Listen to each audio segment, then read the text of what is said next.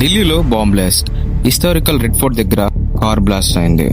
November 10th 2025 around 6:52 PM. Red fort metro station దగ్గర ఒక Honda i20 car sudden గా blast అయింది.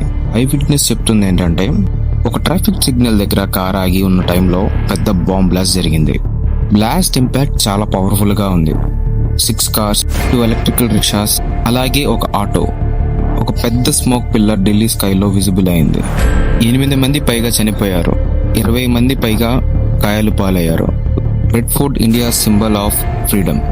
Heavy tourist crowd, heavy security. అయినా ఒక కార్ బ్లాస్ట్ అయింది. ఢిల్లీ పోలీస్ ఇమీడియట్ గా యాంటీ టెర్రర్ లా కేసు రిజిస్టర్ చేశారు. NIA టీమ్ ఫారెన్సిక్ శాంపిల్స్ తీసుకొని అనలైజ్ చేసింది. రిపోర్టర్స్ ప్రకారం ఈ కార్ పాల్వామాలో ఉన్న డాక్టర్ నేమ్ తో రిజిస్టర్ అయింది. అదే రోజు 2900 kgs ఎక్స్ప్లోజివ్స్ సీజ్ చేశారు. హై సెక్యూరిటీ జోన్ లో ఒక కార్ ఇలా బ్లాస్ట్ అవ్వడం అంటే చిన్న విషయం కాదు. ఇప్పుడు ఎంటైర్ ఢిల్లీ హై అలర్ట్ లో ఉంది.